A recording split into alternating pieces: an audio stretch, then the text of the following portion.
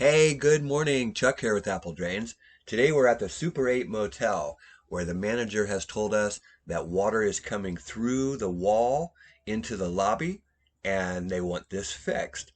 Let's find out what's going on. So we started our exploration. We just dig down the foundation wall. We're just down a few inches. And look at the mud. Look at this clay holding water. It's just totally saturated. Let's explore a little bit further.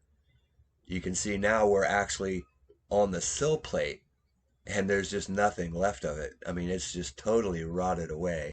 You know, we find this type of problem nearly once a week. And basically what's happened, of course, is water has no place to go on that footer. When the water rises up, we get a big rain, it just comes right up and pours across right onto the floor. And you can see that sill plate, it is totally gone. This has got to be cut out and replaced. But before we can fix that sill plate, we've got to fix the water problem.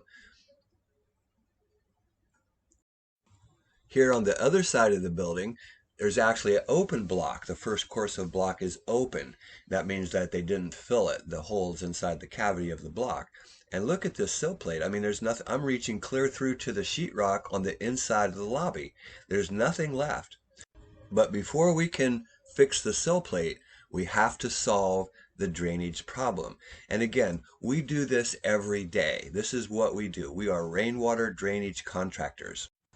So the problem here is that water floods over the sill plate, across the floor, and into the building.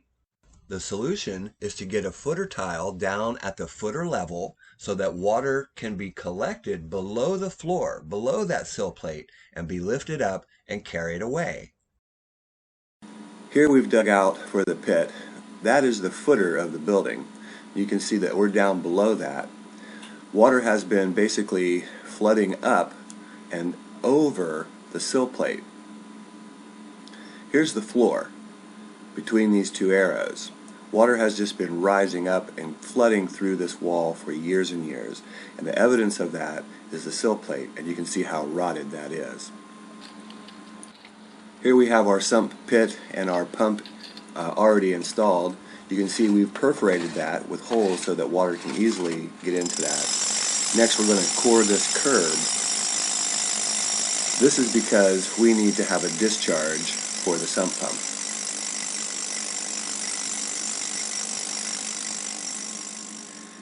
This hole will allow the water from the sump pump and the downspout to discharge into the parking area.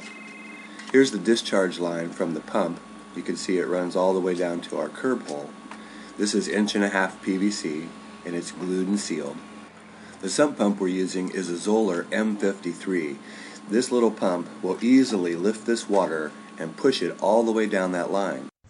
So we've dug out that entire wall, not just this little section, but that entire wall, and put our footer pipe in. Remember what footer pipe is. Some people call it a French drain. It's perforated pipe surrounded by gravel. The footer pipe is set down at the footer level. As water floods into that area, it goes through the gravel into the perforation of the pipe and goes over to the sump pit. Sump pump lifts it up and takes it out. Really straightforward, but a lot of labor. We took the discharge down to where the downspout is and connected it to the downspout drain. Remember, downspout drain is actually the most important part of any rainwater drainage system.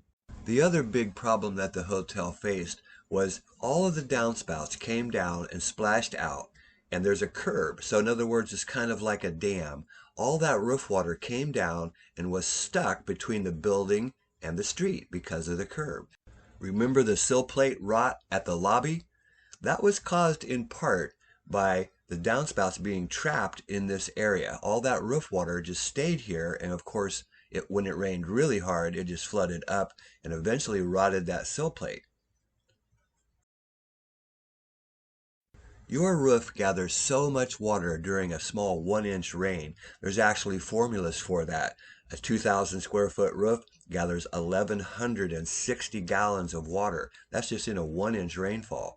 Imagine all that roof water, these downspouts coming down, had no place to go. If you're just splashing that water out, especially if you've got a sidewalk that runs around from your front door to the driveway and you've got a downspout coming down there, you're begging for problems. Get that water out and away from the house. Send it out to the street or the storm where it belongs. Hey, this is Chuck with Apple Drains, reminding you that if you believe you can do something, I guarantee you can do it. Have a great day.